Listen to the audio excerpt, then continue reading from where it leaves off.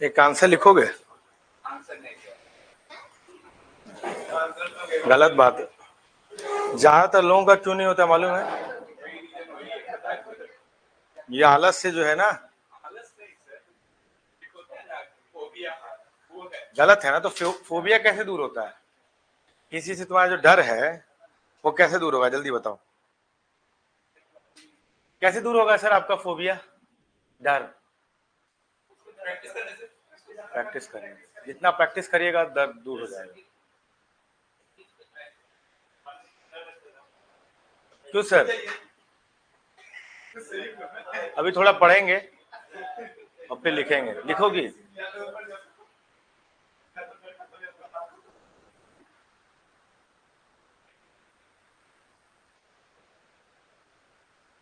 एक chronological sequence में लगाओगे?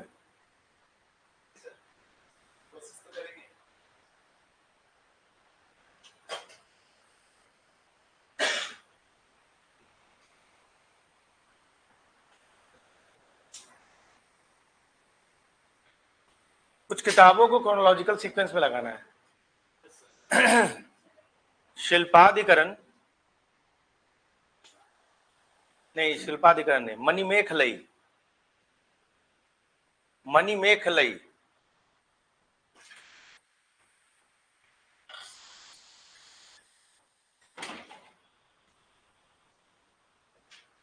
Arrange this books in chronological sequence.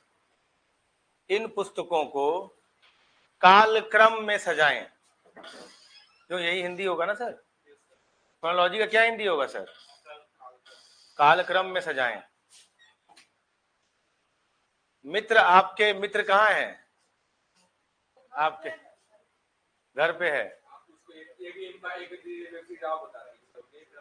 क्यों मैडम, वो घर पे क्यों है? Why are you not coming to the class? Umpire देख रहा है क्या? अभी क्लास में आएगा, डांटेंगे। Anything wrong? तबीयत ठीक नहीं? इन पुस्तकों को कालक्रम में सजाएं। Arrange these books in chronological order. First book is Manimekalai. Manimekalai. ए तू तो गई, ए तू तो गई, ए तू तो गई,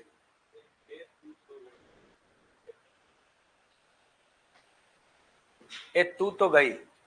ठीक है, दो हो गया। हाँ, ये कई सारे बुक्स का कलेक्शन है मैम। ए तू तो गई 8 एंथोलॉजीज का कलेक्शन है। ए तू तो गई, मणिमेखलई, अमुक्त मल्लिदा,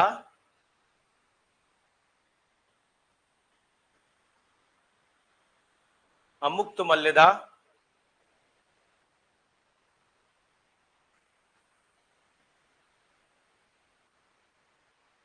अमुक्त मल्लिदा और Nagananda. Nagananda. Arrange these books in chronological sequence. इन पुस्तकों को कालक्रम में सजाएं। क्या लगता है sir? Sir your specs is nice. Sir yours. Silappadikaram नहीं देना है, Manimekalai. Arrange these books in chronological sequence. इन पुस्तकों को कालक्रम में सजाएं।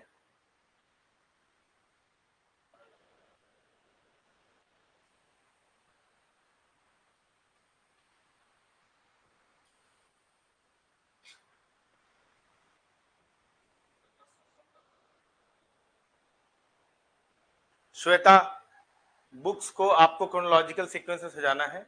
ए तू तो गई, मणिमेखलई, अमुक्त मल्लिदा, नागनंदा।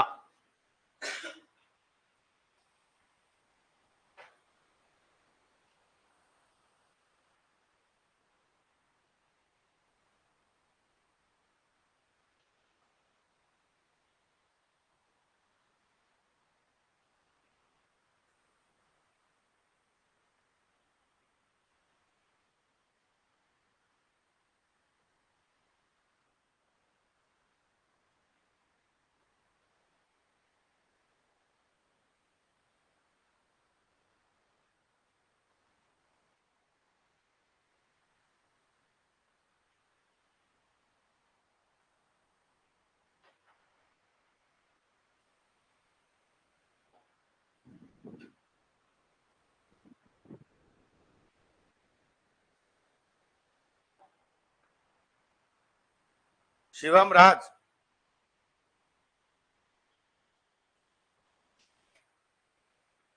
बाबू काहे नहीं आ रहे हो?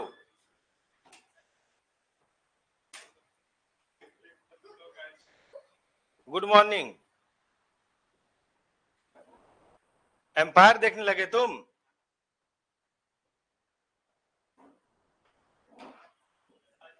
Arrange these books in chronological order. इन पुस्तकों को कालक्रम में सजाएं। अमुक्त मल्लेदा ए तू तो गई, अमुक्त मल्लेदा ए तू तो गई, नागनंदा मणिमेखलई। ओके,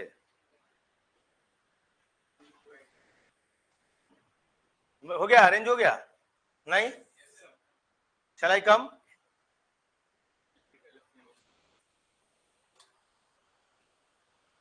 गलत, एकदम ऐसे अरेंज करा करो, मैं कंफ्यूज हो जाता हूं।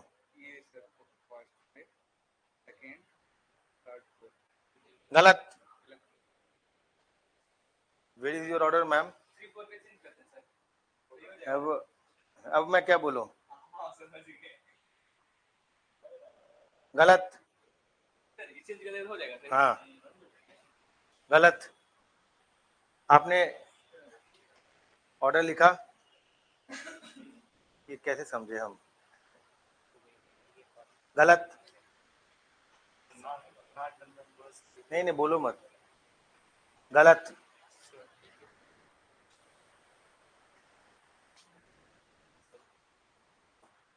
गलत। गलत। नहीं, क्यों मैम? वाई? शाबाश, फोटो फ्रेम करके लगा दें। Ma'am where is your order? Spelling गलत। गलत।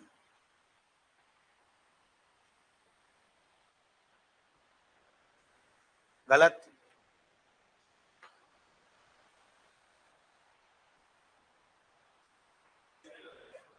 गलत। किसी ने भी सही नहीं किया है। हाँ, एक मिनट,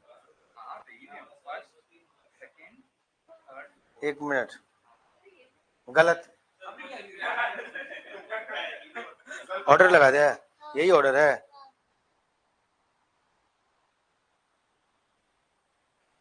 गलत।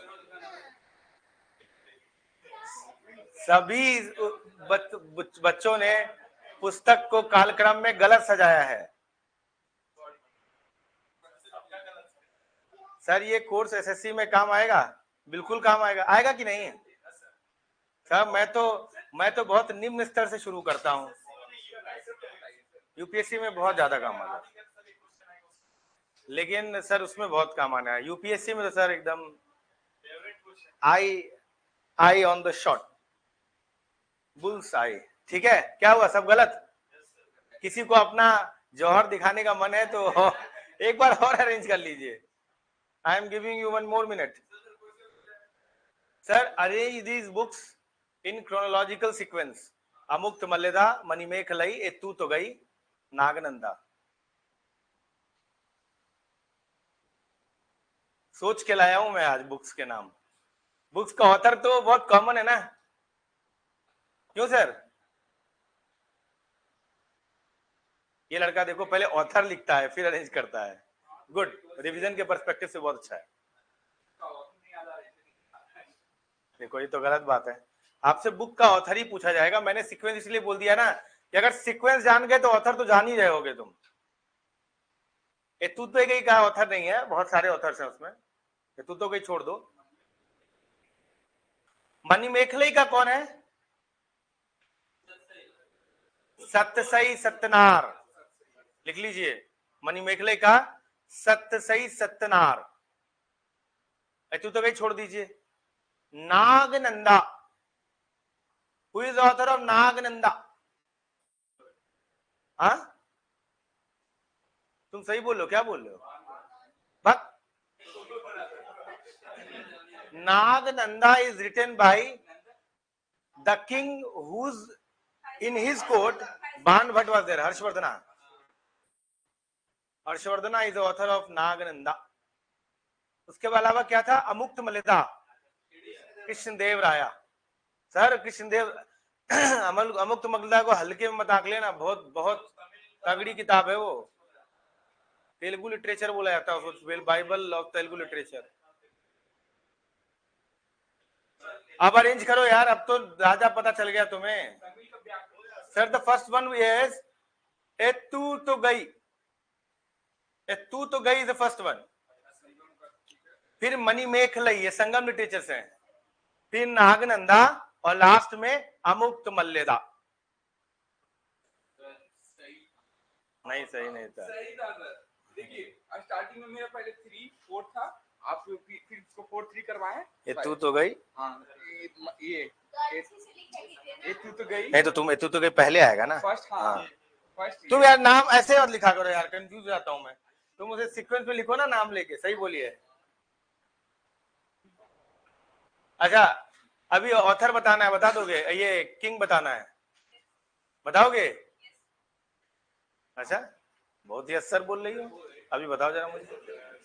अभी रुको बताते तुमको। अच्छा बताओ तो जरा। One of the Portuguese traveller has visited the court, ठीक है, and traded a horse with them. Point number 1।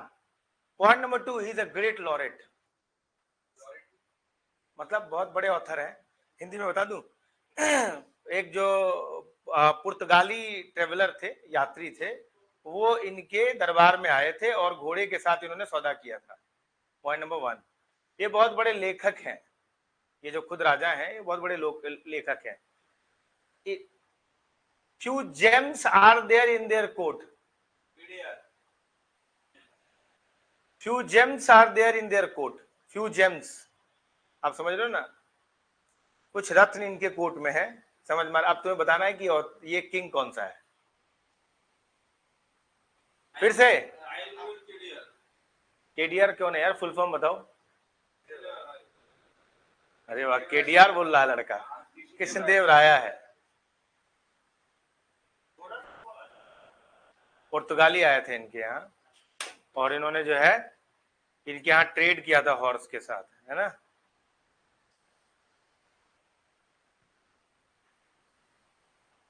Okay fine. Name the king. हाँ sir, what is the possibility of Portuguese name. हाँ भाई, वो कौन सा पुर्तगाली था जो केडीआर के कोर्ट में आया था, ये बहुत बड़ा। And why he stated with horse, बताइए, खोजिए। नहीं आप सर देखिए थोड़ा सा, सर सर्च द नेट। मैं क्यों बोलता हूँ सर्च करिए नेट पे, 3-4 ऑथर और आ जाएंगे, 3-4 लोग और आ जाएंगे। Which Portuguese trader has come to the court of KDR, Krishnadeva राया। कृष्णदेव राया के दरबार में कौन पुर्तगाली यात्री आया था?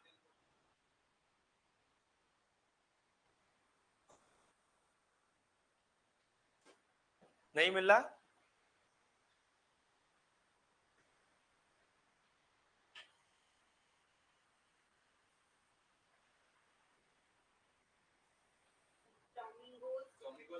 Domingo Paez. It is one of the most famous traveler. अच्छा ये बताइए, why he is traded with horse? मैं तुम्हें घोड़ा दूंगा।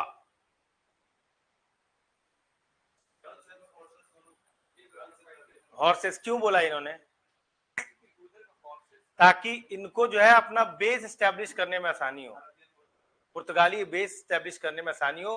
और कृष्णदेव राया was one of the famous king, अगर वो मदद कर देगा तो काफी हेल्प हो जाएगी, है ना सर। Okay fine. अच्छा एक और बताए, एक और करोगे आंसर? ठीक ठीक ठीक। अच्छा मेडिवल से या एंशिएंट से? अच्छा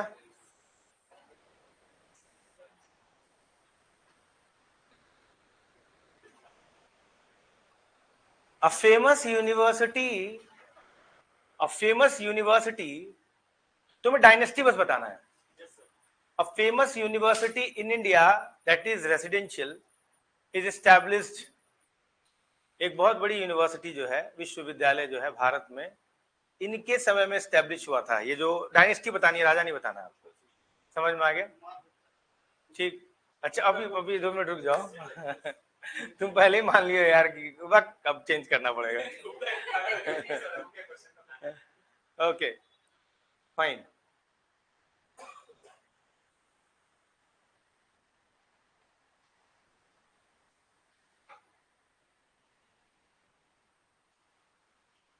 A pillar made in ancient phase has been shifted to Delhi.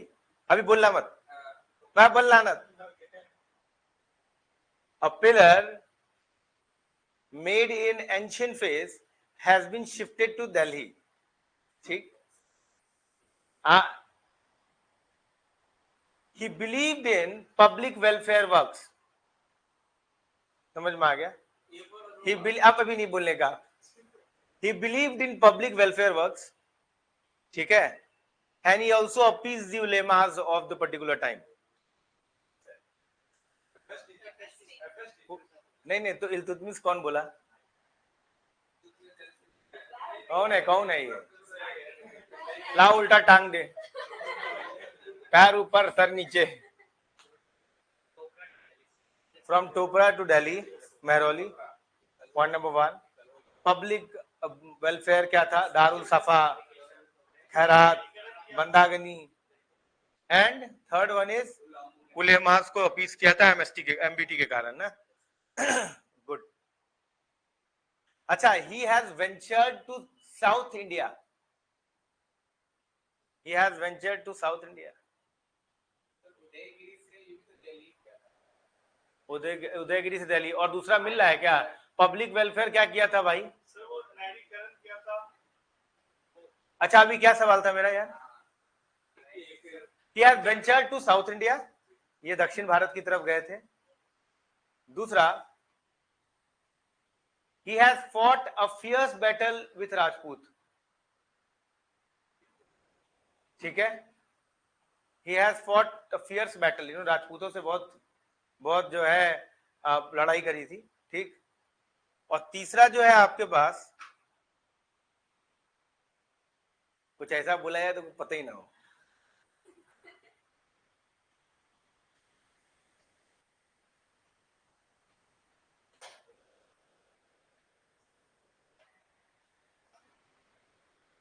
He has done tremendous work for the protection of the travelers.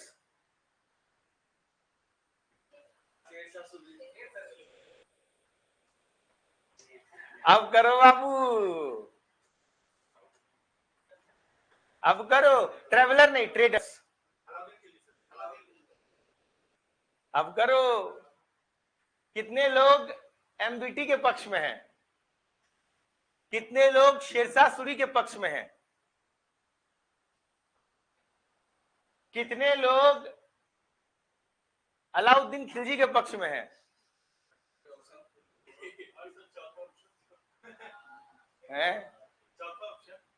कितने लोग मोहम्मद बिन तुगलक के पक्ष में हैं? 2 बार हो गया क्या? यही आंसर होगा फिर अच्छा, कितने लोग इल्तुतमिश के पक्ष में है? सामने वाला इल्तुतमिश बोल रहा था, हमने कह दिया इल्तुतमिश। कितने लोग इल्तुतमिश के पक्ष में?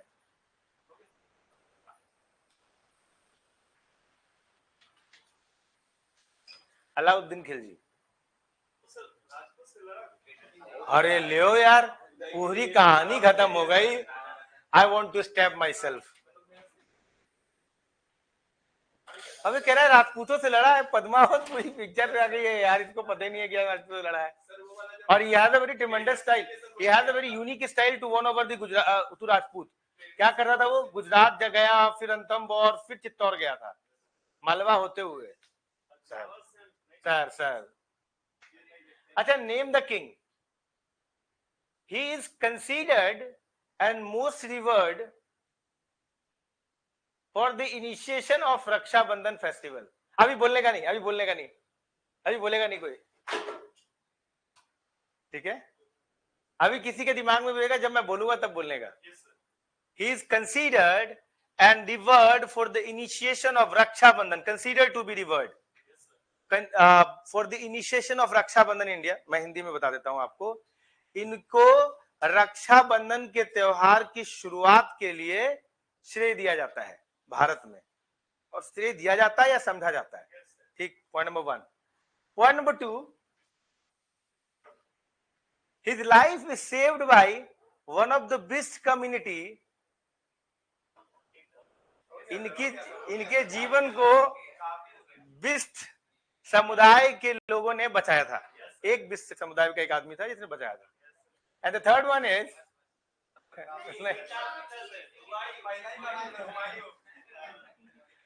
हुमायूं। हुमायूं कैसे पकड़ा? किसने इसको रक्षाबंधन किया था? कर्णवती, राणा संगा की बीवी थी। तो जब बहादुर शाह ने अटैक किया था तो कहा था भाई बचाओ बचाओ, मार देगा। जब तक उसने अपने साथ रक्षाबंधन भेजा था राखी का, और फिर जैसे ही वो आए तब तक में ऑलरेडी अटैक कर चुके थे। तो फिर उन्हें छोड़ दिया, फिर कहा कि रुको तुमको हम वेट करते हैं। तो 60 किलोमीटर चित्तौड़ से दूर जाकर उन्होंने वेट किया।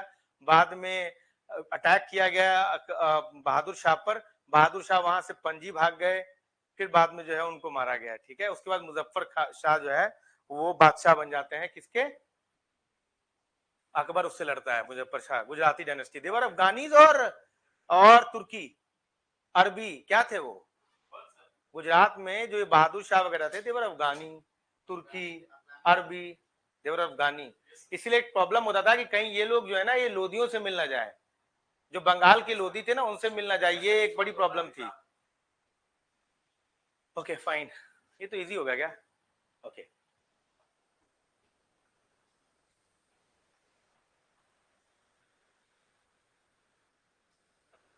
A famous foresighting technique was started during his reign. Point number 1, Hindi में नहीं बोल पाऊंगा यार। फोरसाइटनिंग तकनीक जो है वो इस समय लाया गया था, समझ में आ रहा है कि नहीं? Point number 1। Point number 2,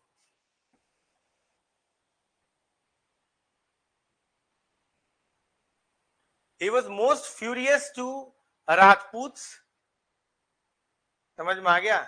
Those who were against them, इसका मतलब है कि ये बहुत ही खतरनाक थे राजपूतों के लिए जो उनके अगेंस्ट था।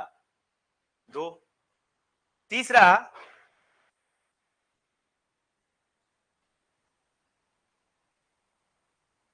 he is considered to stabilize the dynasty। इनको अपनी ही डायनेस्टी की स्थिरता लाने के लिए श्रेय दिया जाता है। बताइए, शेरशाह सूरी, अकबर। मैं 4 ऑप्शन दूं? शेरशाह सूरी, अकबर, औरंगजेब, अलाउद्दीन खिलजी।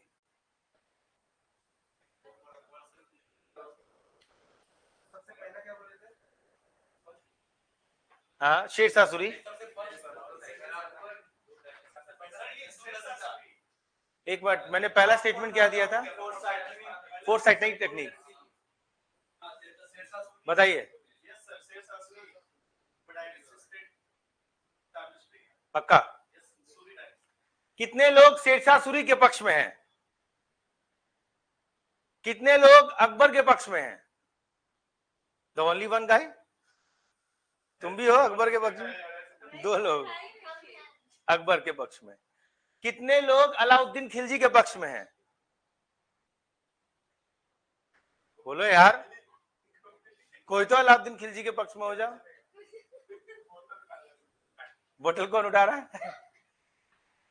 और चौथा क्या बताया था मैंने? Aurangzeb, the one and only one Aurangzeb. कौन है? कितना लोग औरंगजेब के पक्ष में है? मैं औरंगजेब के पक्ष में हूं। अच्छा, अकबर भाई वही स्टैब्लिश माना जाता है मुगलों के, मतलब स्टेबल करने में ना माना जाता है कि ये स्टेबलाइज द एम्पायर। हुमायूं तक तो ये लोग इधर उधर भटक रहे हैं। नहीं, सूरी एक अलग डायनेस्टी थी जिसको उन्होंने वो किया था, लेकिन ये कंसीडर किए जाते हैं कि और इन्होंने फियर्स बैटल राजपूतों से नहीं लड़ा, फोरसाइटनिंग टेक्निक नहीं है, अदर पॉइंट भी तो देखिए। और दूसरी बात, he hasn't Shershah Suri hasn't started foresighting technique, it was started by Akbar. foresighting technique एक तरह का पेंटिंग होता है which was started by Akbar. उसमें देखना तुम्हें क्या होगा कि नजदीक से दूर की पेंटिंग की जाती है, थोड़ा 3 डायमेंशनल लुक आता है फोरसाइटनिंग में। It was started by Akbar. ठीक, अरे नहीं नहीं, फोरसाइटनिंग टेक्निक थोड़ी ना बोलेंगे यार, फोरसाइटेडनेस बोलेंगे। हाँ, फोरसाइटनिंग टेक्निक मैं दिखा दूंगा। फोरसाइटनिंग टेक्निक कभी कभी तुम देखते हो कि ऐसी पेंटिंग बनती है जो सर बड़ा होता है और पैर छोटा होता है। सर को बड़ा 3 डायमेंशनल लुक देने के लिए सर बड़ा होता है, और तुम देखो ना उसमें, मोबाइल में मारो ना, आ जाएगा। एक और सवाल, अभी तक 2 सवाल में तुम लोग कुछ किया है। चलो, मिस इंटरप्रिटेशन, मैंने फोरसाइटनिंग टेक्निक, फोरसाइटेडनेस नहीं बोला था। फियर्स बैटल था, फियरलेस बैटल नहीं था। क्या कर रहा है यार, मेरा अंग्रेजी गड़बड़ है क्या? Okay okay okay okay okay. Name the king in his time khutbah is read in the name of 2 kings. Point number 1, they were considered a transition between Turkey Empire to Arabians, to the Arabi Empire, yeah, Arabian Empire. Basically they were Arabis, right? Okay.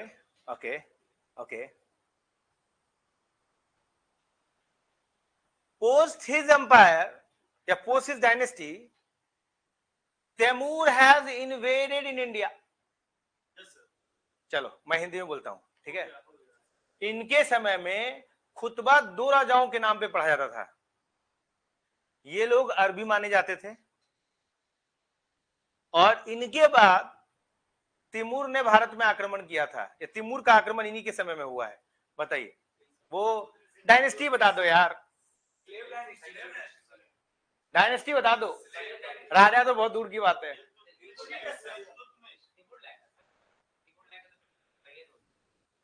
देखो ये लड़का कितना तेज है। Timur आया है, Timur लैन आया है, तो इसका मतलब वो सैयद है, और सैयद और अरबी 2 लोगों के खुद जो नाम पे पढ़ाया जाता है, वो तक खुतबा जो था वो खिज्र खान के नाम पे पढ़ाया जाता है। खुतबा हमेशा राजा के नाम पे पढ़ा जाता है ना, सैयद।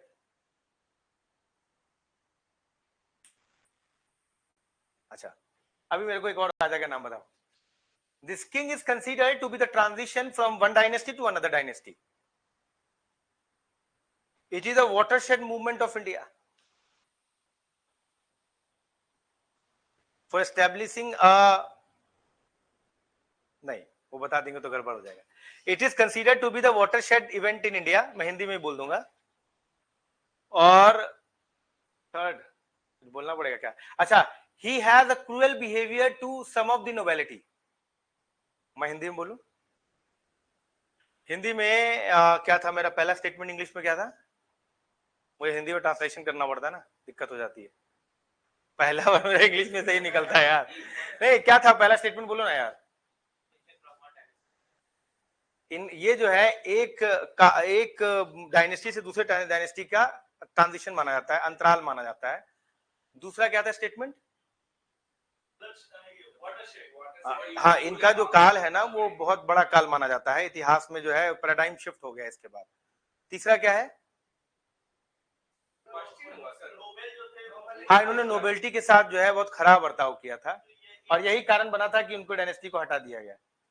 बोलिए बोलिए बोलिए, बोलून दादा बोलून। एक किया था, बहुत लोग किए थे। वो क्या नाम है तुम्हारे, अलाउद्दीन खिलजी के। अच्छा, मैं 4 ऑप्शन दूं? यस सर बोल रहा है बहुत तेजी से। नहीं, तुम बोलेगा तो तुम बोल देगा सब आंसर। अच्छा, मैं दे रहा हूं, है तो मेरे को बताओ क्या आता है। अलाउद्दीन खिलजी, ठीक है। मुबारक शाह, इब्राहिम लोदी, औरंगजेब।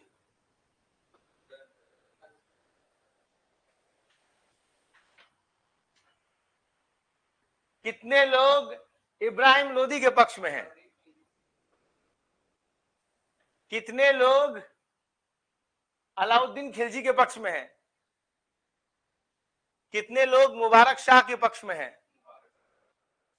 कितने लोग औरंगजेब के पक्ष में हैं? यार कोई तो किसी के पक्ष में आ जाओ। कितने लोग इब्राहिम लोदी के पक्ष में हैं? There are only 2 people, rest of them are resting in clamour. पीस नहीं बोल सकते ना। ओके, बताइए। श्वेता कुमारी बोलिए sir it's MBT. Sir ma'am this is not the 4 option, I guess पहले बोलिए, पहले बोल चुकी है। बोलिए बोलिए बोलिए बोलिए, हो गया? अच्छा, any voting in favour of Ibrahim Lodi, Mubarak Shah, Aurangzeb, Alauddin Khilji? भाई किसी के पक्ष में हो जाओ, मेरे मेरे मेरे भाई लोग, मेरी बहनें, कुछ किसी के पक्ष में तो हो। है नहीं? मेरे को एक बार हिस्ट्री का पेपर सेट करने के लिए मजा दे दे, मैं गर्दा उड़ा दूंगा। 4 ऑप्शन ऐसा था दूंगा ना, एकदम हालत खराब कर दूंगा मैं।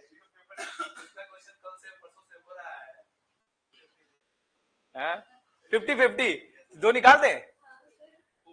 Okay okay okay. अच्छा, लेट्स रिमूव औरंगजेब, ठीक है, and let's remove Ibrahim Lodi, हटा दे क्या? मुबारक शाह। अरे इब्राहिम लोदी, तुम लोग इतना सोच क्यों रहे यार? It is a watershed event in the Indian history, right? Ibrahim Lodi का डायनेस्टी जो था क्रूएल ना, तभी तो वो जो तुम उनके क्या नाम थे उनके यार, जो दौलत खान लोदी चले गए थे भाग के, कि उनके अंकल के साथ पहलवार मार दिया था। और तीसरा क्या बोला था मैंने? One dynasty to another dynasty था ही तो, लोदी से मुगलों में आ गए थे हम। बहुत बड़ा सर, इससे बड़ा वाटरशेड इवेंट है हिस्ट्री में क्या? दीज आर, एक होता है बैटल ऑफ क्या नाम है उसका यार, Tarain, battle of Panipat, these are all watershed event, right? अच्छा, famous battle was fought during his reign by his regent. ध्यान सुनना, a famous battle has been fought during his reign by his regent. क्या मतलब हुआ? इसका मतलब यह हुआ कि एक बहुत बड़ी लड़ाई इनके समय काल में लड़ी गई है, इनके द्वारा नहीं, इनके रीजेंट के द्वारा। रीजेंट किसे कहते हैं? जब मान लो कि इस गार्जियन टाइप का आप बोल सकते हैं, ठीक है? Point number 1। Point number 2, another famous battle has been fought during his reign which is one of the major event in the Rajput history. Second. Third,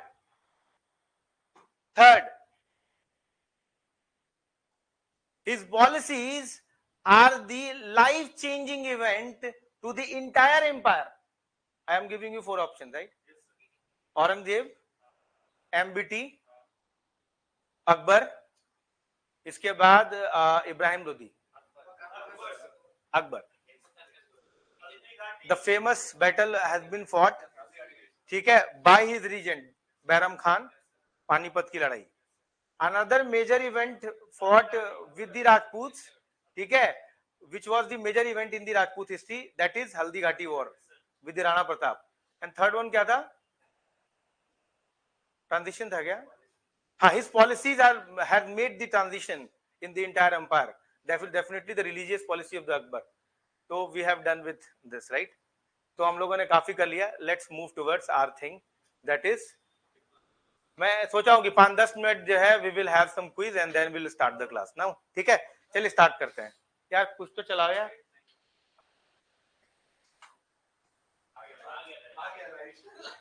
हमको लगा फूट गया क्या, हमको लगा फूट गया कुछ क्या।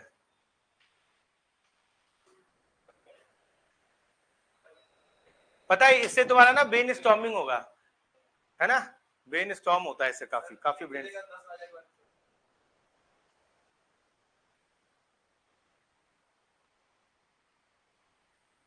तो today we are moving to, हम लोग आज जो है वो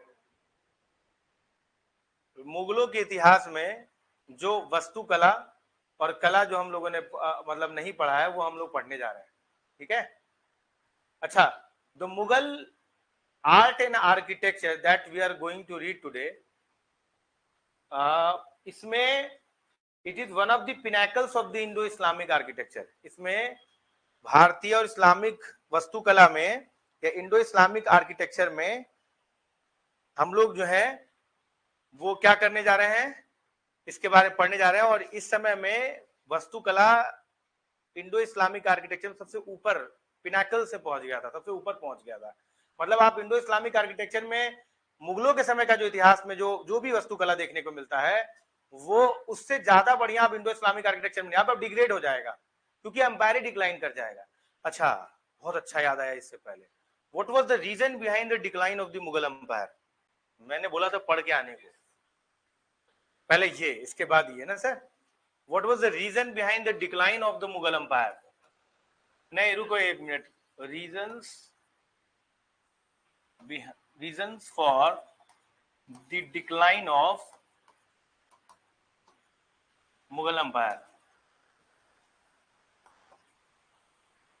देखो पहले तो रटा रटा आंसर बोल दो।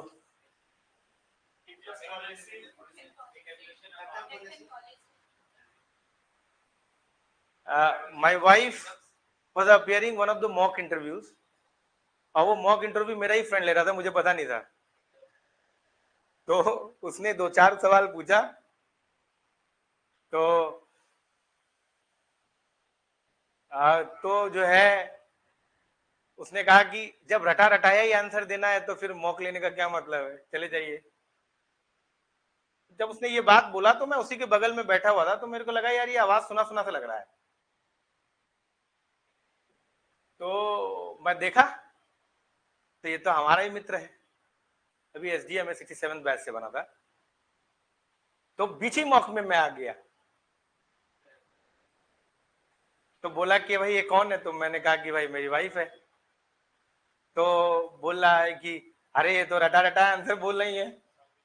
हमने कहा नहीं नहीं, तुम अपना जो करना है करो, अपने हिसाब से जो इंटरव्यू तुम ले रहे हो उससे लो।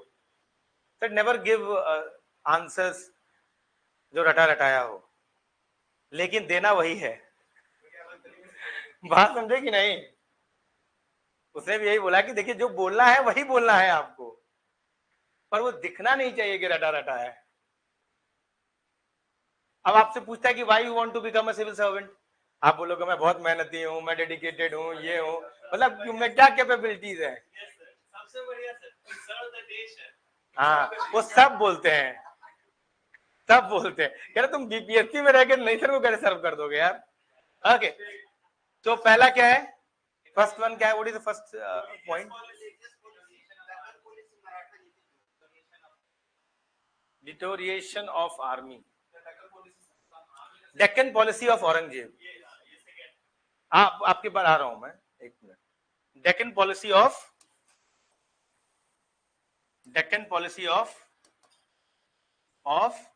औरंगजेब, फाइन। इसे क्यों हुआ, इसे कई इतिहासकार क्या बोलते हैं, दक्कन अल्सर। ठीक, और कुछ? तो सर दक्कन पॉलिसी है, ये मराठा नीति ही है, पॉलिसी अगेंस्ट मराठा है ना, अगेंस्ट मराठा। ठीक, और कुछ? बहुत बहुत बहुत इंपॉर्टेंट, ये जो हुआ ना इसके वजह से क्या हुआ, there was a complete resource drain. क्या हुआ इसके बाद? रिसोर्स ड्रेन,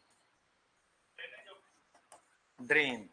ये क्या हुआ इससे, जो रॉयल ट्रेजरी था वो पूरा खाली हो गया, ठीक है।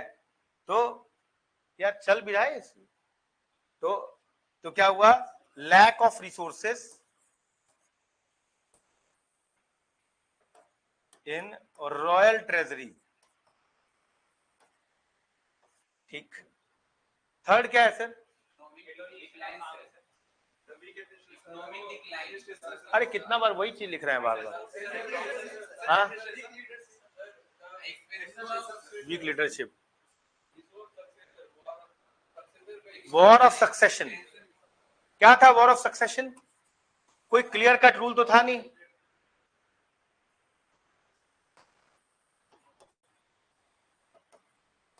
हिंदी में भी लिखवा देता हूं, रुक जाओ, पहले एक पॉइंट लिख रहा हूं। वॉर ऑफ सक्सेशन से क्या प्रॉब्लम थी सर?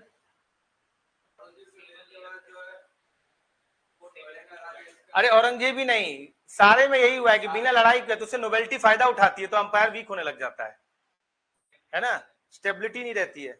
War of succession. एक और बोला था ना, कोई स्ट्रॉन्ग रूलर नहीं है, मतलब कि no weak leadership post Aurangzeb, weak leadership post Aurangzeb.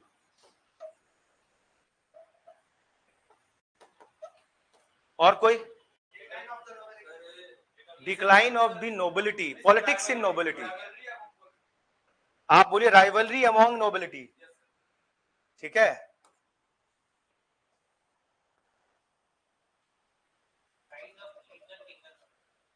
हाँ बिल्कुल सही बोल रहे हो। Rise of native regional kingdoms,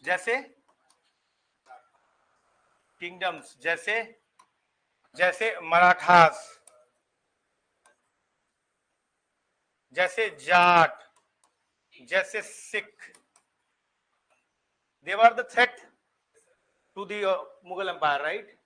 सातवां, मराठास, क्या नाम है, animosity of Maratha towards Mughals, या आप बोल सकते हैं कि एनिमोसिटी। एनिमोसिटी का मतलब क्या होता है जी? Animosity of Marathas towards Mughals. इसके अलावा एक बात है कि रूलर इतने वीक हो गए थे इसके बाद कि वो खुद भी राजा नहीं बन सकते थे वॉर ऑफ सक्सेशन करके, इनको राजा बनाया जाता, तो किंग मेकर्स।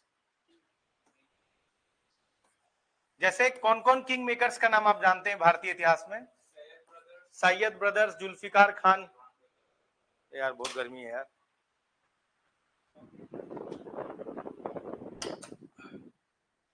बंद कैसे हो गया?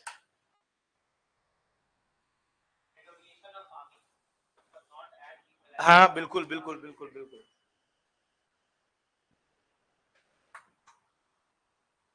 डिटोरिएशन ऑफ आर्मी, आर्मी बहुत बड़ा फैक्टर था। अभी तक एक दो और फैक्टर बताओ यार। ऑर्थोडॉक्स पॉलिसी, औरंगजेब की पॉलिसीज लिखे तो, Aurangzeb policy, Aurangzeb religious policy. इसने क्या किया? और भी बहुत सारे, औरंगजेब ही नहीं, जहांगीर का भी एग्जीक्यूट कर दिया था ना, जहांगीर, इसने भी सिख गुरु को एग्जीक्यूट कर दिया था। हाई टैक्सेशन, टैक्सेशन तो बहुतों ने लिया है। और कुछ बताओ यार। एक्सटर्नल पैसा लाइक एडवेंट ऑफ यूरोपियंस, नहीं वो पॉलिसी में आ जाएगा sir. Advent of Europeans and they are being entertained by the Mughal rulers. आ रहे हैं, जहांगीर के कोर्ट में आ रहे हैं, शाहजहां के कोर्ट में आ रहे हैं, तो एडवेंट ऑफ यूरोपियंस,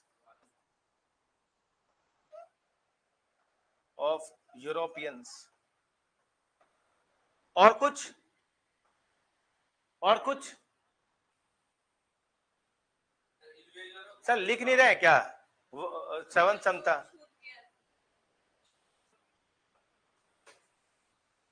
लिखिए, हिंदी मीडियम लिखिए, लिखिए औरंगजेब की दक्कन नीति।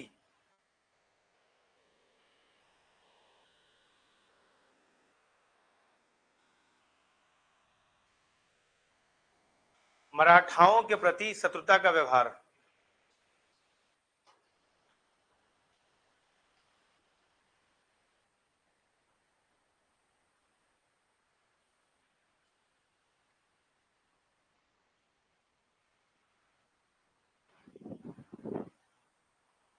शाही कोष या राजशाही कोष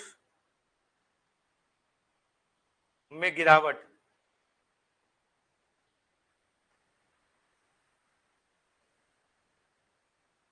लिखिए विभिन्न युद्ध, इसी में लिखेगा शाही कोष गिरावट में विभिन्न युद्ध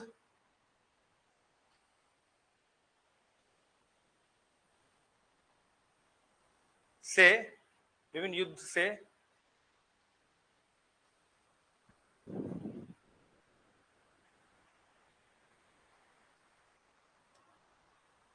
संसाधन में कमी।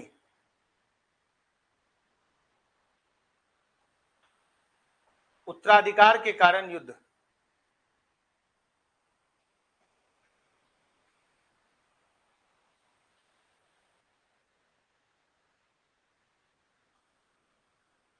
औरंगजेब के पश्चात योग्य शासक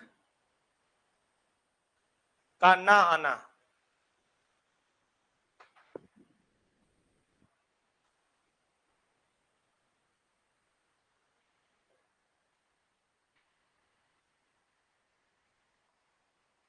दरबारियों अथवा नोबल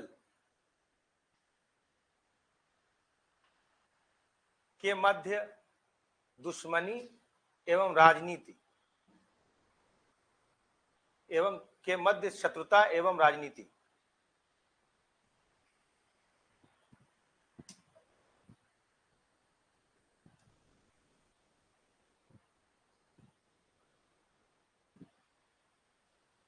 स्थानीय शासकों का उदय।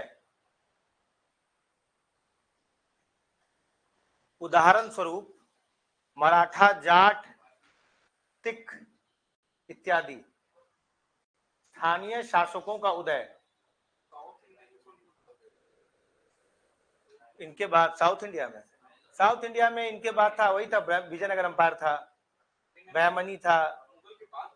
नहीं, मुगल के 1565 तक था, 1565 तक था। हाँ, तो 1565 तक था। बैटल ऑफ कलिकोट्टा 65 में लड़ी गई ना, तब तक था। उसके बाद नायकाज वगैरह आ गए, उसके बाद कोई बहुत बड़ा शासक नहीं रहा। लिखिए उसके बाद वुडियार आ गए, छोटे छोटे रीजनल किंगडम्स आ गए। वो तो वुडियार से निकला था।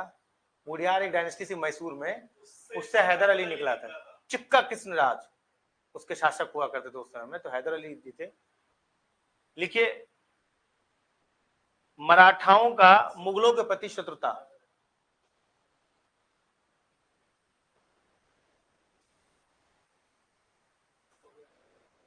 दरबारियों द्वारा राजा का बनाया जाना, किंग मेकर्स जिसको कहते हैं,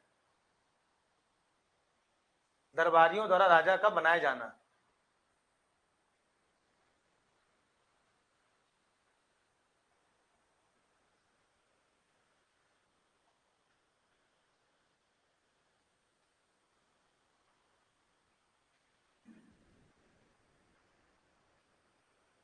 सेना की गुणवत्ता में कमी।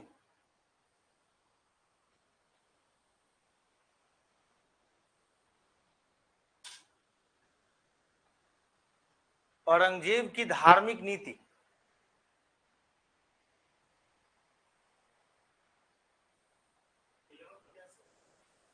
Advent of Europeans.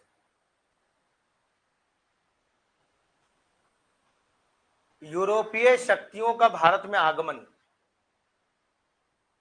Hindi medium done, fine. अच्छा, अब इसमें एक दो चीज और मिसिंग है जो बहुत इंपॉर्टेंट है, ये तो आप लोगों ने बोला और सोचा है।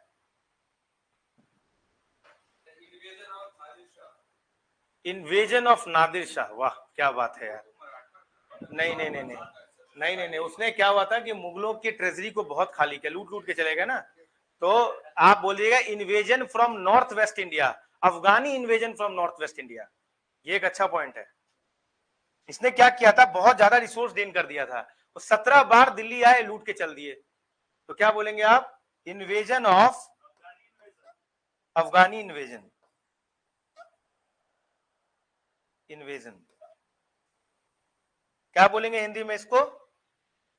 अफगानियों द्वारा भारत पर आक्रमण, अफगानियों द्वारा भारत पर आक्रमण, जैसे नादिर शाह, अहमद शाह अब्दाली, इसने वीक करा ना दिल्ली को, कहा कि भाई दिल्ली में तो कुछ बात ही नहीं है, अब तो कोई भी आ रहा है लूट के चल दे रहा है। 17 बार लूटना मतलब समझ रहे हो, इसे वल्नरेबल बना दिया।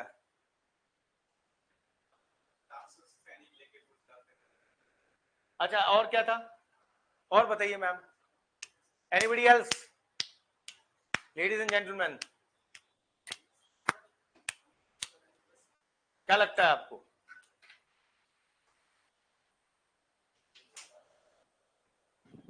क्या लगता है, और कुछ पॉइंट, और कोई पॉइंट सर, और कोई पॉइंट? जो 2-3 यूनिक पॉइंट बताएगा ना, मैं आइसक्रीम दूंगा उसको, मैं पर्सनली चलूंगा उसके साथ आइसक्रीम ले जाने के लिए।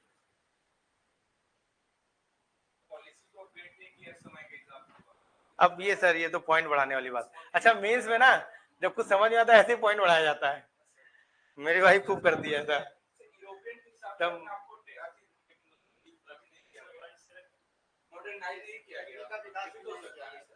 यूरोपियन के साथ काफी मॉडर्न हो गया, वो जो अपने हिसाब से उसको सिर्फ मॉडर्नाइज नहीं किया।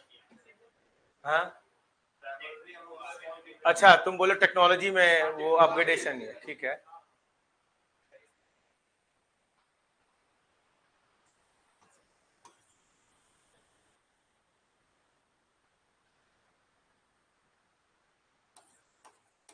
lack of updation of technology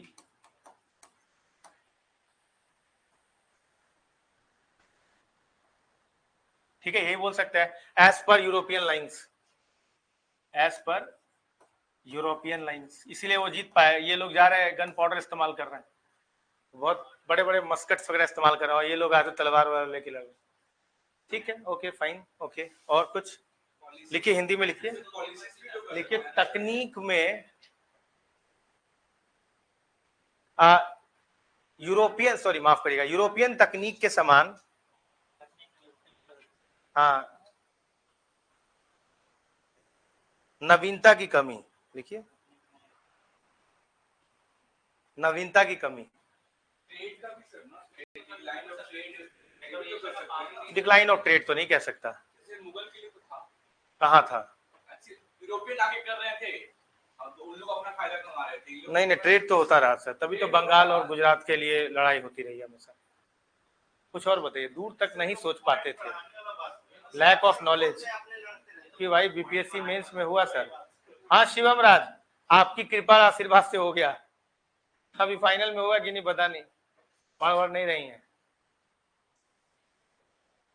वो इतने में खुश हो गई है, अरे हमको नहीं पढ़ना है, हमारा होगा नहीं होगा हमको मत करिए।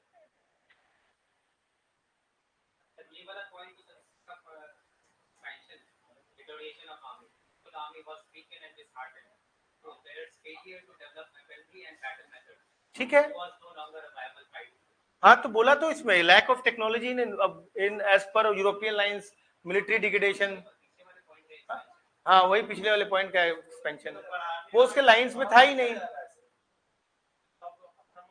नहीं ठीक है, वो हो गया, we have done with that ना। आर्मी नहीं है उस लेवल का, टेक्नोलॉजी नहीं है उस लेवल का, यूरोपियंस आ गए, वो नई टेक्नोलॉजी के साथ आए। मैडम कुछ बताइए मैडम, कुछ चौमुखी प्रतिभा दिखाकर। वाटर पॉलिसी, अच्छा वो blue water policy of Portuguese, ये बोल रहे हैं क्या सर? बहुत अच्छा पॉइंट आप बताए, लेकिन ये नहीं होगा, दूसरा होगा, लैक ऑफ नेवल पावर। तब से ढूंढ रहा हूं, नेवल पावर है ही नहीं, ये बहुत बड़ा रीजन है, पुर्तगालीज कभी इसको उनको ओवरकम ही ना कर पाते। नेवी के बारे में मालूम ही नहीं है, समुद्र पहली बार तो वो देख रहा है, अकबर देख रहा है गुजरात जीतने के बाद। जो आदमी पहली बार समुद्र देख रहा है उसको नेवल पावर के बारे में क्या पता? Lack of naval power.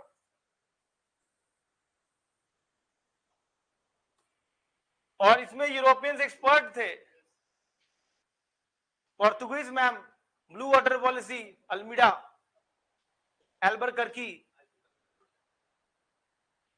अंग्रेज, naval power, naval supremacy, royal navy हुआ करती थी, रॉयल सुप्रीमेसी थी। इनको पता ही नहीं है नेवी नाम का भी कोई चीज होता है। तो आपका एक सर वॉर फ्रंट चला गया, एयरफोर्स से था नहीं, है ना सर? हाँ वो तो सर, वो सर वो तो पूरा चोला लेक बोल दिया बे ऑफ बंगाल को। इनके पास कुछ है ही नहीं, इनको पता ही नहीं है कि कुछ करना भी है।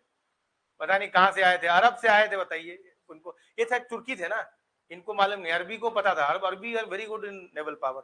दे fought with the Portuguese also, लड़ा है ना उन्होंने पोर्तुगीज। बैटल ऑफ चौल याद है आपको? नहीं याद होगा, कैसे याद होगा, अभी पढ़ाया नहीं आप लोग। नेवल पावर में सर, नेवल पावर, और ये बहुत बड़ा पॉइंट है क्योंकि ना यूपीएससी ने पूछा है कि what are the major reason for the decline of the Mughal empire, और नेवल पावर के बारे में नहीं जानना था, non awareness towards naval power.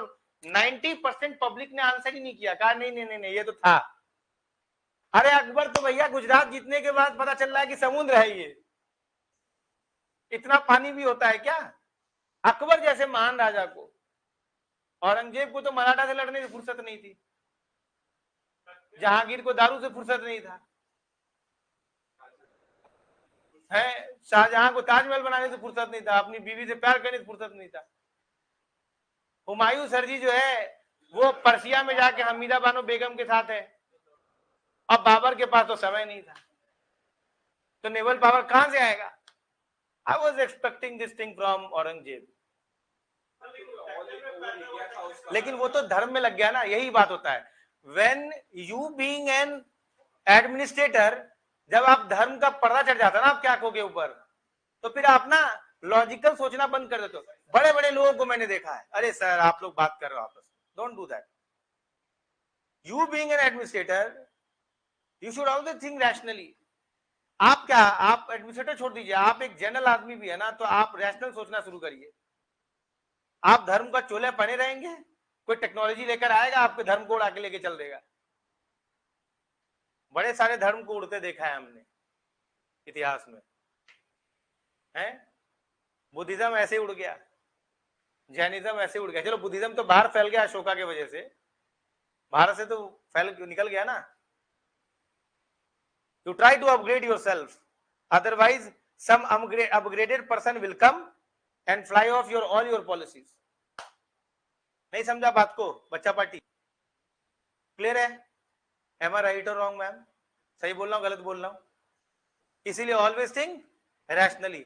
मैं दो लोगों को देखता हूं अपने अपने धर्म के लिए लड़ते हुए, मुझे लगता है इससे बड़ी मूर्खता कुछ नहीं हो सकता। सोचिए सर, एम्प्लॉयमेंट के लिए लड़ना चाहिए, एजुकेशन के लिए लड़ना चाहिए, इकोनॉमिक पॉलिसीज के लिए लड़ना चाहिए, अपग्रेडेशन के लिए लड़ना चाहिए, टेक्नोलॉजिकल अपलिफ्टमेंट के लिए। अरे बेहोश हो गया क्या? मैं इतना अच्छा पढ़ा रहा हूं क्या? मतलब इतना बेकार पढ़ा रहा हूं क्या कि लोग गिर रहे हैं?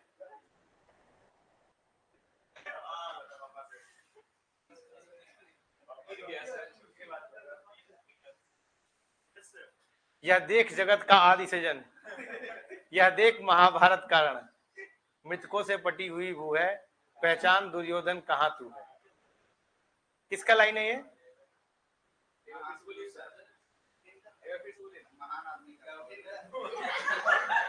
किसी महान आदमी का है सर, मेरा नहीं है। अरे सर क्या बात कर रहे हैं, किसी बिहारी का है सर। दिनकर, रश्मि रथी, कृष्ण की चेतावनी। सुना ही नहीं क्या आजकल? आप लोगों ने सुना ही नहीं आज तक?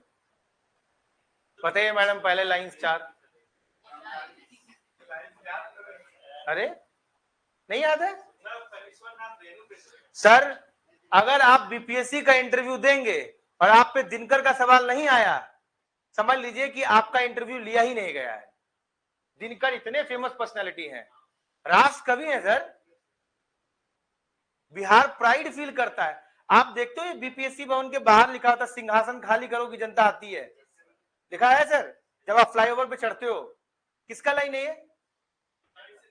कब बोला गया?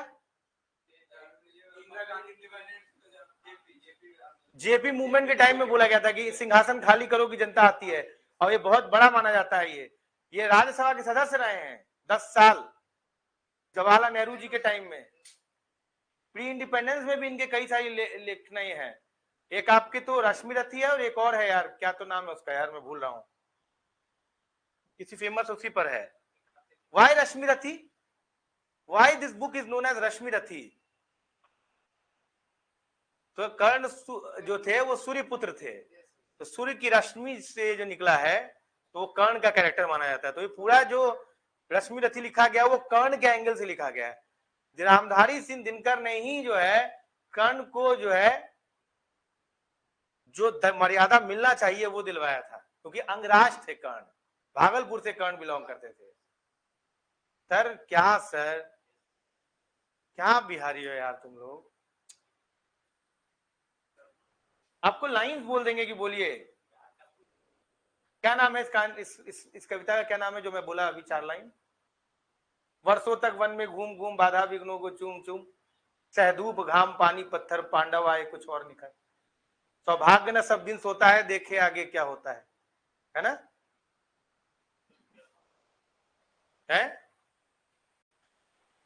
जो न्याय अगर तो आधा दो, पर इसमें भी यदि बाधा हो तो दे दो, केवल 5 ग्राम रखो अपनी धरती तमाम, हम वही खुशी से खाएंगे परजन परसी न उठाएंगे, दुर्योधन वह भी दे न सका आशीष समाज की ले न सका, उल्टा हरि को बांधने चला जो था साध्य साधने चला, जो था असाध्य साधने चला, जब नाश मनुष्य पर छाता है पहले विवेक मर जाता है। इन्हीं का लाइन है ये। नहीं कहता है जब आदमी के जो बुरा वक्त आता है ना तो विवेक पहले मरता है, ये लाइन कई बार घसीटा गया है। क्या सर आप लोग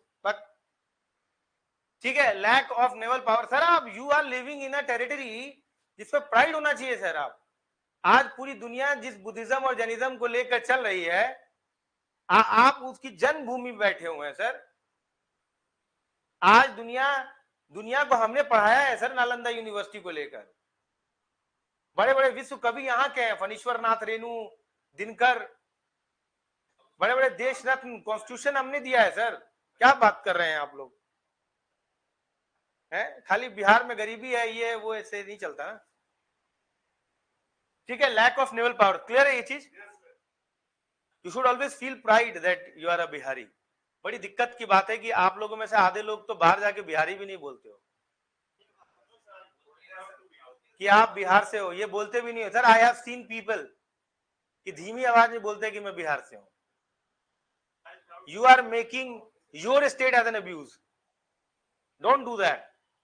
आप जैसे लोग अगर बिहारी नहीं बोलेंगे ना अपने आप को कि हम बिहारी हैं, आप समझ लीजिए कि आप केवल उसी स्टेट के रिप्रेजेंटेटिव होंगे जहां से मजदूर निकलते हैं। आप दिखाइए कि आप में से कुछ लोग आईएएस हैं, कुछ लोग आईपीएस हैं। क्लियर है ना ये चीज? ध्यान रखिए sir. And you should do something for your state when you become someone. समझ में आया? चलिए ये चीज क्लियर हो गया। Now this we have done with the decline of the Mughal emperor. हाँ लिखवाएंगे ना, आज ही लिखवाएंगे। अरे ये आ गया आर्ट एंड कल्चर। ठीक है, आगे जल्दी जल्दी बढ़ते हैं। अच्छा, what have we done in art and culture?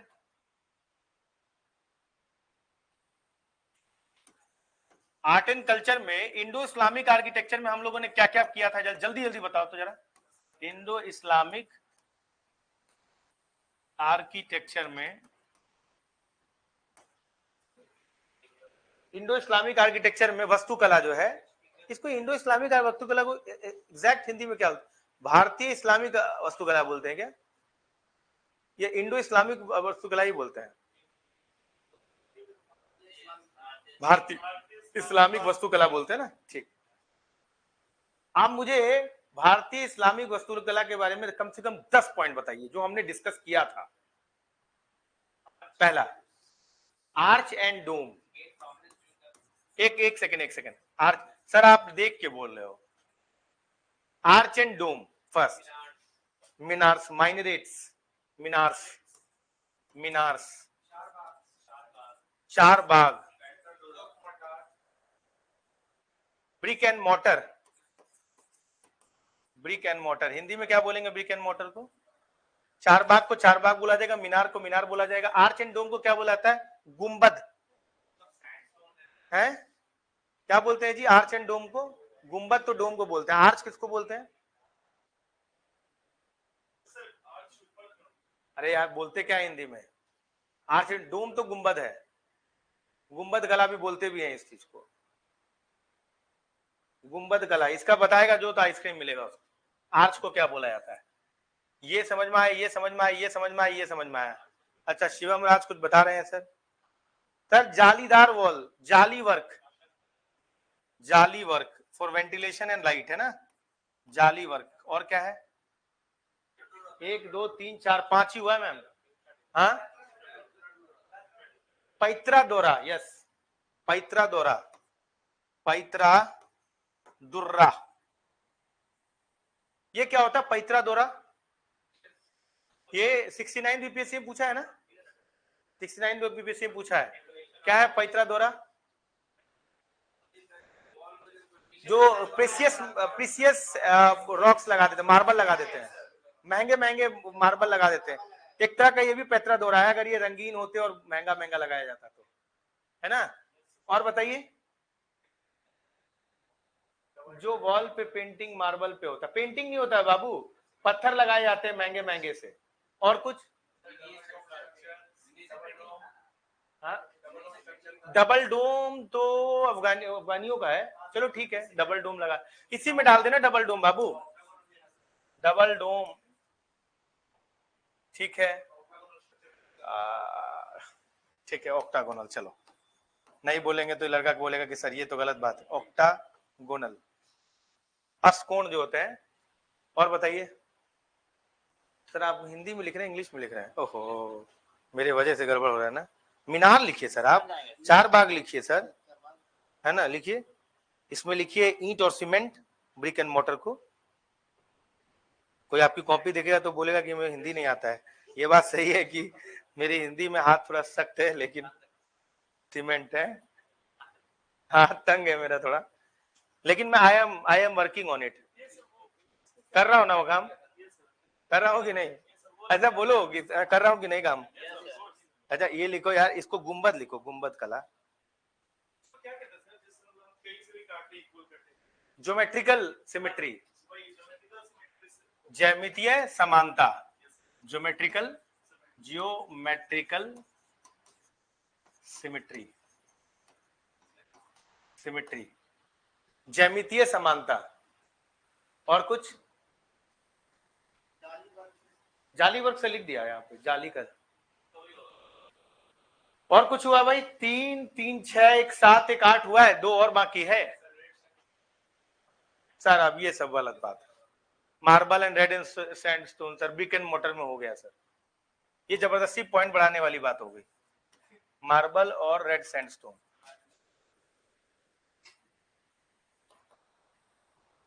Sir बोलिए,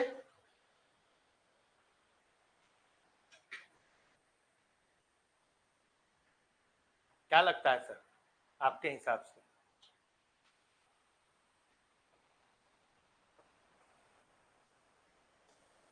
क्या डायरेक्ट बात करो, क्या हुआ? अच्छा एराबेस्क टेक्निक, गुड, वेरी गुड। इसको हिंदी में भी एराबेस्क ही बोलते हैं, एराबेस्क, एराबेस्क एंड कैलीग्राफी, एंड कैलीग्राफी क्या मतलब होता है दोनों में? कोई बताएगा मुझे? मैम एट द बैक, क्या है मैम एराबेस्क और कैलीग्राफी का क्या मतलब है? बताइए बताइए, अराबेस्क और कैलीग्राफी का क्या मतलब होता है? एक मिनट, मुझे इनसे बात करनी है, मैं मुखातिब इनसे हो रहा हूँ, बताइए मैम। सर आप बताइए अराबेस्क का क्या मतलब होता है?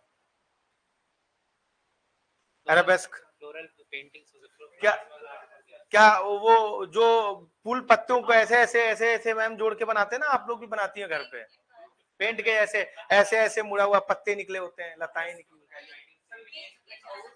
और कैलीग्राफी का मतलब हुआ कि कुरान का कोई वर्स है या कलमा है, उसको क्या करना, उसे स्टाइल में लिखना, है ना, दिस इज कैलीग्राफी। हाँ कैलीग्राफी हो गया। और कुछ? कितना हो गया? 3.33 6.72 9 पॉइंट हो गया। 10वां पॉइंट बताओ। थोड़ा सा अंदान हो गया ना जाली वर्क में यार, कितना लिखोगे एक ही पॉइंट को? कोई बोलेगा छज्जा, आप इसमें कोई बोलेगा गुंबद के ऊपर कलश, ये सब नहीं। Lightning conductor sir, lightning conductor. और कुछ?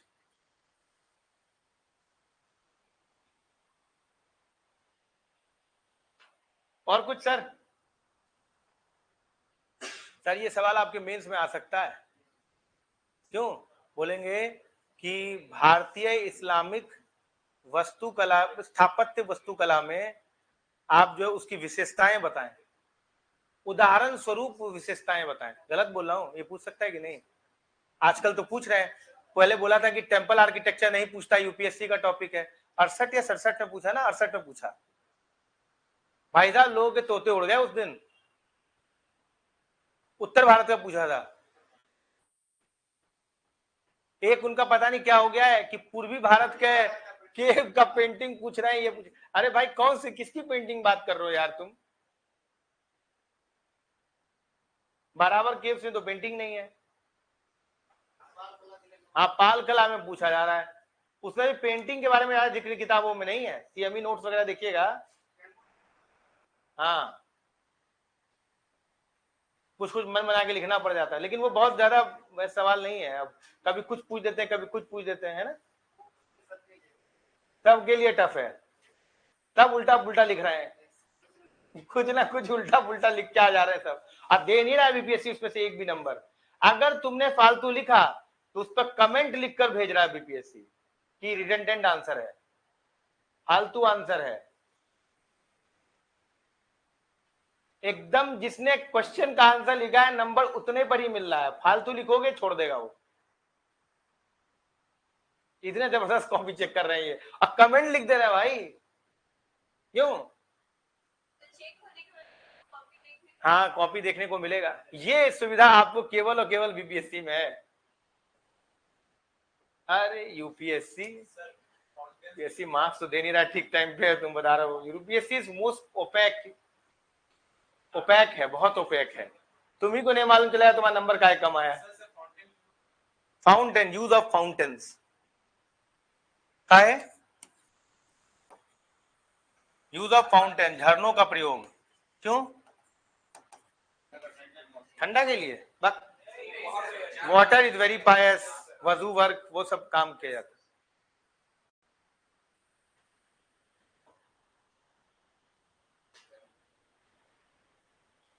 Clear है sir? Done with the all the 10 main features of the Indo-Islamic architecture.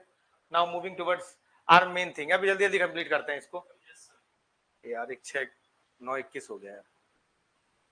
Early medieval phase India, ये सब तो आपको पता है, मुझे इतना बताने की जरूरत नहीं है। ये भी नहीं बताने की जरूरत है।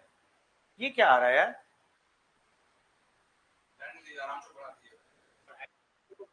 नहीं यार, ये नहीं है यार। अरे ये गलत पीडीएफ लगा दिया है। कहाँ है? राहुल को बुलाओ। हाँ भाई,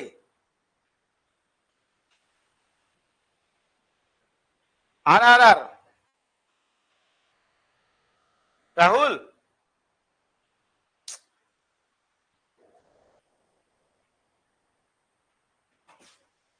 राहुल बाबू गलत लगा दिए हो, हम तुमको कुछ और भेजे थे मेल में कल।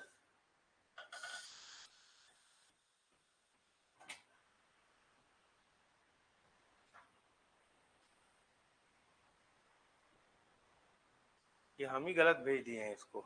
एक मिनट रुको यार, नहीं कहेगा कि सर हम पे इल्जाम लगा रहे हैं। एक मिनट रुको, देखें क्या पता इसमें हो। एक सेकंड रुको यार। जौनपुर बीजापुर, नहीं बाबू ये नहीं है, हमको चाहिए मुगलों वाला। गलत लिख दिए क्या हम?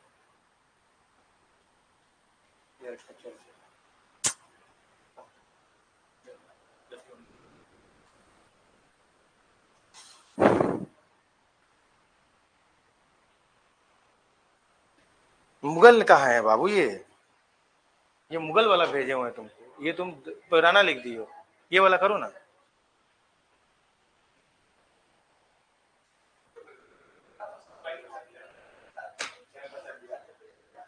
ये जो है ना दिल्ली सुल्तान वाला पुराना पीडीएफ है।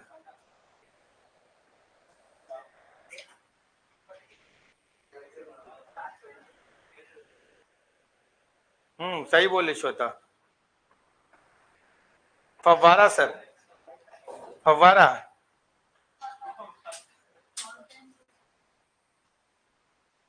शिवम राज।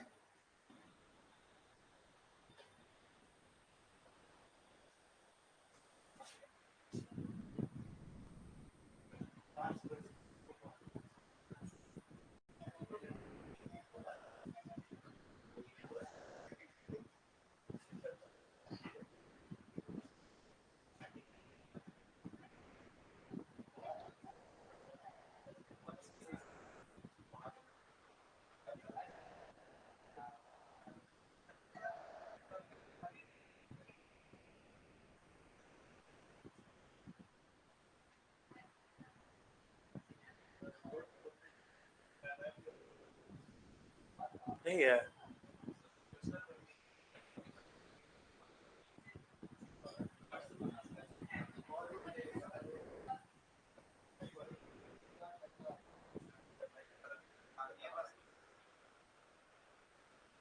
हाँ ये रहा, थैंक यू।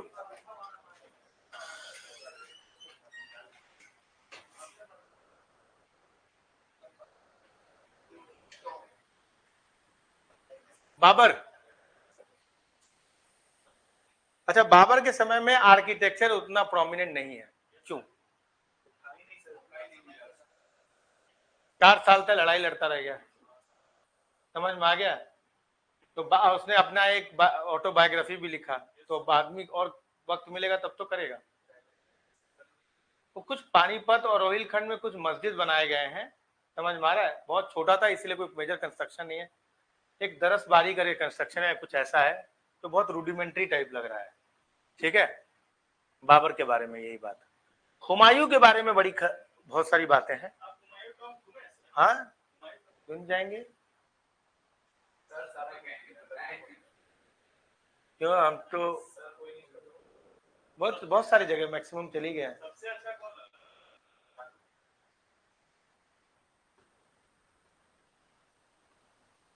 यार आर्किटेक्चर में यार मुझे ना, मतलब मैं तुम्हें केवल मॉस्क और टेम्पल दोनों इंक्लूड करता हूँ। सबसे बेहतरीन आर्किटेक्चर अगर तुमको देखना है तो एक मदुरई में है, एक तुमको मीनाक्षी टेम्पल, समझ में आ रहा है।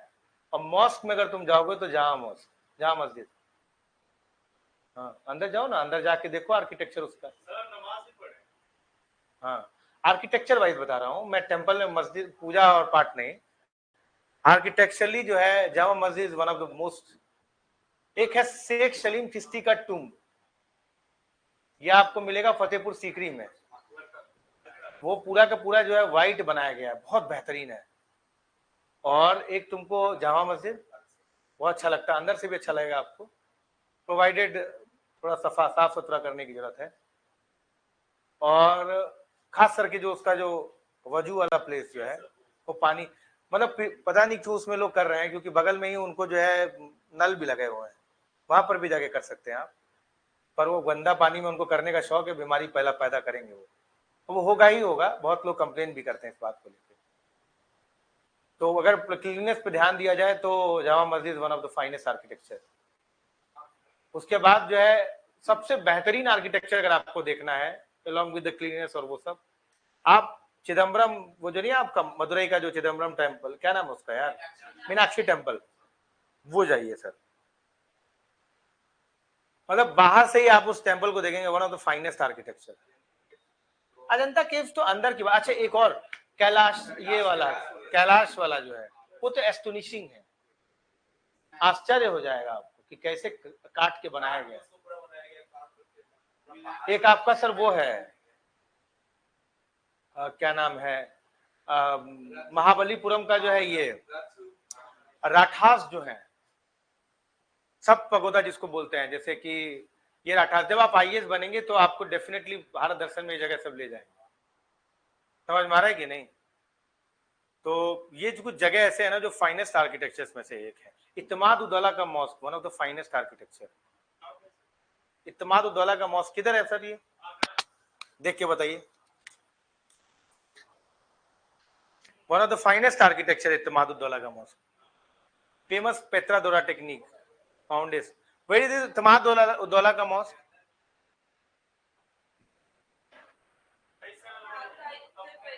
आगरा में ही है ना? ये चीज है, समझ में आया? Humayun tomb is one of the finest architecture, बहुत ही बेहतरीन है, निजामुद्दीन के पास है वो जो। नहीं नहीं नहीं, ये नहीं है। हुमायूं टुम्ब देखो, ये तो मैं दिखाता हूँ, दिस इज हुमायूं टुम्ब है भाई, इधर देखो, दिस इज हुमायूं टुम्ब। हाँ वैसा ही लगता है, पर दिस इज हुमायूं टुम्ब। आप ये जो देखेंगे ना, ये चीज, इसमें मार्बल का इस्तेमाल किया गया है और ये डबल डोम है, प्योरली ज्योमेट्रिकल है, चारों तरफ से देखेंगे, और ज्योमेट्रिकली सिमिलर है, इधर और इधर दोनों बराबर है। सामने पे वाटर का फाउंटेन है, 4 बाग स्टाइल है, pure Persian style, pure. Meenakshi temple Nykaa period में बनाया गया था, ज्योमेट्रिकली सिमिलर है वो भी। समझ में आया कि नहीं? ये ध्यान रखिएगा। This is Humayun tomb made by Hamida Bano Begum, widow wife है ना, विडो थी तब बनाया था इसने हुमायूं की याद में, ठीक है? ये चीज था। ये नहीं हो सकता है क्या? क्या सारा कुछ लाने और बनाने की जिम्मेदारी लड़कों पर ही है? ऐसा क्यों? ऐसा क्यों? वाइफ्स अपने हस्बैंड को लाइफ लॉन्ग याद रखती है, रादर देन और वाइस वर्सा।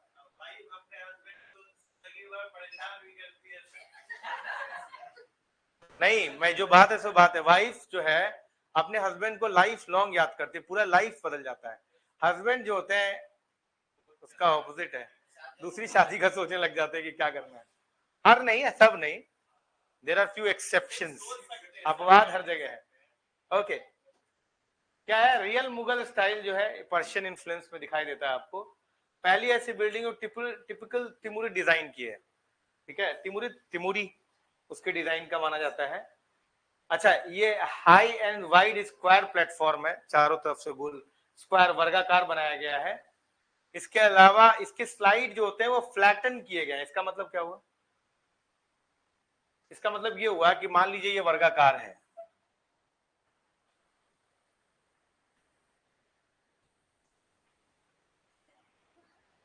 ओह क्या बात कर रहे हो, ये चीज नहीं समझा?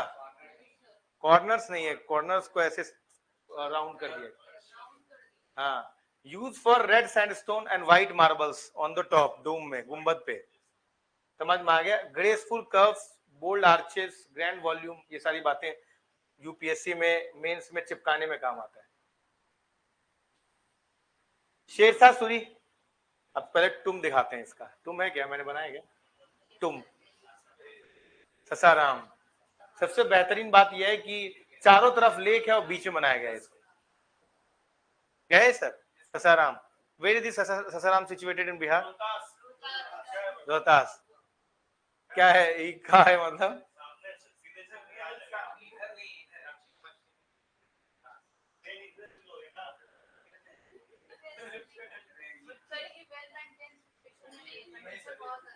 खराब है वो तो, ज्यादातर हमको बिहार के मॉन्यूमेंट्स में नजर आता है। खाली है क्या है पकड़ के? लोधी स्टाइल, बिल्कुल श्वेता। क्या ये बोल रही है श्वेता कि सर ये जो शेरशाह सूरी ने बनाया ना, it he was influenced by Lodhi? पहली बात तो दोनों अफगानी है। इन्फ्लुएंस की बात जो इसने बोला कि लोधी स्टाइल से लिया गया, ये क्यों बोला इसने?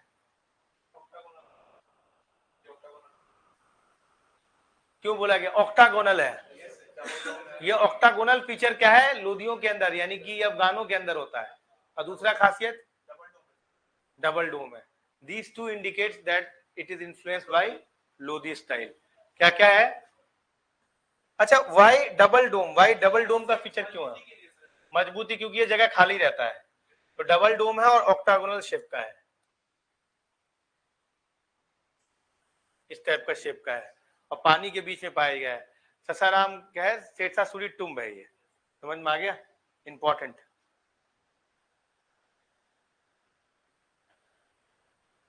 अकबर, ये किसका तस्वीर है?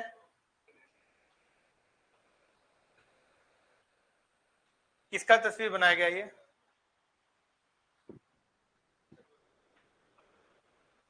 अरे यार हद कर रहे हो यार, बुलंद दरवाजा है ये। बोले क्या? नहीं सुने बाबू। अच्छा, यहां पर 3 आर्क आर्च है, एक ये, एक ये, एक ये, इसको 3 आर्क आर्च बोलते हैं। मतलब इसका जो कॉन्सेंट्रिक होगा ये।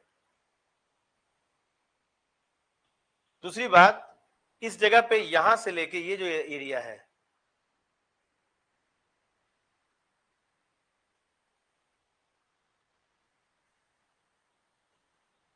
ये जो दिख रहा है आपको, इसमें कुरान के जो है वर्सेस लिखे हुए हैं। समझ में आ रहा है? कैलीग्राफी टेक्निक से कुरान के वर्सेस लिखे गए हैं, जिसे आप किसी भी एंगल से देखेंगे तो आपको वैसा ही नजर आएगा। मतलब there is a use of foreshortening technique. समझ में आ गया? बुलंद दरवाजा क्यों बनाया गया था? One over the Gujarat, right. ये बात ध्यान रखिए। ये 4 सेंटर्ड आर्च है,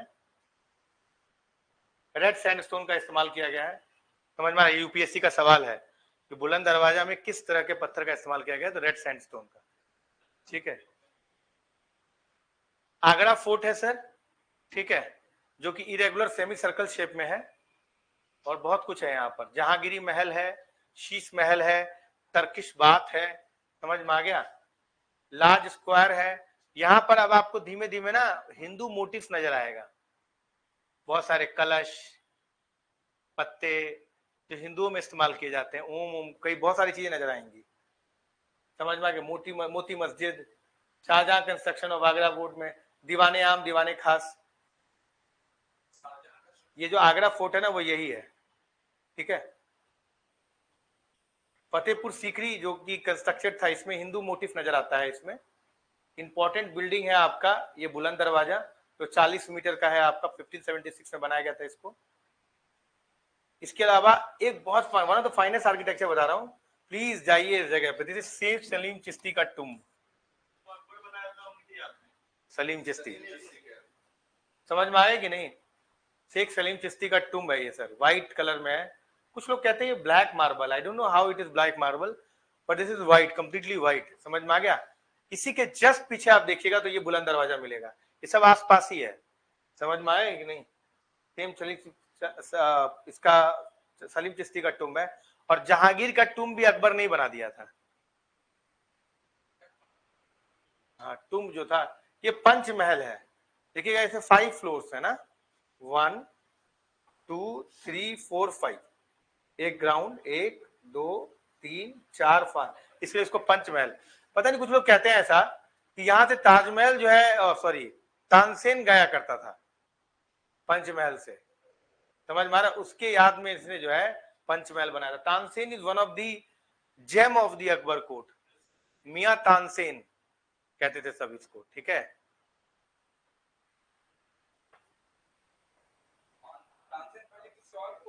वो ग्वालियर में था, ग्वालियर के राजा थे, हुआ करते थे। हाँ हाँ, तो वहां पे राजा, उन्हीं ने इनका नाम मियां रखा था, मियां तानसेन।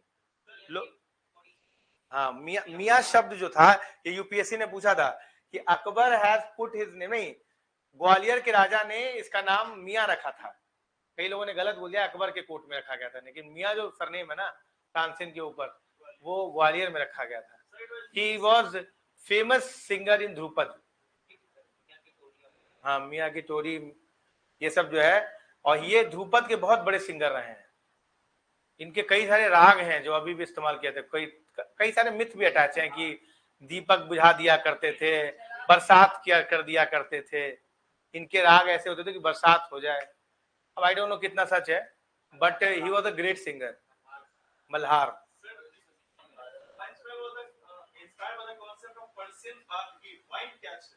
हाँ, विंड कैचर। और ये जो है इस पर गाया करते थे, ऐसा मेरे को किसी स्टूडेंट ने बताया था।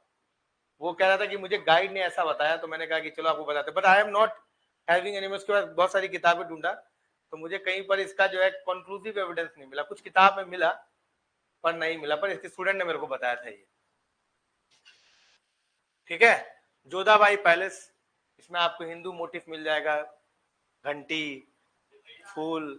जोधाबाई पैलेस का मुझे मिला नहीं यार। इबादत खाना है अकबर का। पैसाची कोट है, ये पैसाची कोट का क्या नाम था यार? पचीसी कोट, इसे पचीसी चेस खेलते थे ये। इसके बाद एक होता था हिरन मीनार, जल्दी बताओ तो हिरन मीनार किसके लिए था? हिरन was the name of the हाथी। आपने जोधा अकबर देखा है? जोधा अकबर में देखिएगा, जब ये भारमल मिलने के लिए आते हैं तो ऋतिक रोशन जो है ना हाथी से लड़ रहा होता है, तो वो जो भारमल कहते भी है कि अरे भाई अब ये लड़ाई नहीं रह गया है, वो पगला गया हाथी, तुम इसको हटाओ यहाँ से। कहे नहीं नहीं नहीं, अभी इसके बीच में कोई नहीं आ सकता, चाहे जान भी चली जाए। समझे? तो क्या हो गया, हिरन मीनार। हिरन जो है उनका जो फेमस एलिफेंट हुआ करता था, उनके नाम पर यह हिरन मीनार बनाया गया था। पूछ सकता है आपसे। जहांगीर स्टाइल में कुछ खास नहीं है, इसने तो केवल पेंटिंग किया है, पर इनके जो नूरजहां ने जो है इत्तेमाद-उद-दौला का मॉस्क बनवाया था। आई एम सॉरी, मैं वो मॉस्क का तस्वीर लाना भूल गया। इत्तेमाद-उद-दौला का जो है वो नूरजहां के फादर के नाम पर है, वो मॉस्क जो है इसी के समय बनाया गया था। ठीक, ये ध्यान रखिएगा। Shahjahan, oh many work of Shahjahan sir, सब कुछ मिल जाएगा आपको इनके आर्किटेक्चर में। समझ में आ रहा है? सारे के सारे जो है आपको मिल जाएंगे मेरे ख्याल से। This is Itimad ud Daula mosque, this is Itimad ud Daula, one of the finest architecture. आप you do visit this place, है ना? एस्टोनिशिंग है। एक बेटी ने अपने फादर के लिए बनाया था, तो अच्छा ही बनाया होगा। वैसे ही बेटियों के अपने, ठीक है, ये ध्यान रखिएगा। Taj Mahal, Taj Mahal this one on the depiction of, जो बोला था ना बीबी का मकबरा, ये है वो, दोनों दिखाया गया। पुअर डिपिक्शन ऑफ, लग रहा है कि पैसे की कमी है, गरीब वाला सस्ता ताजमहल है।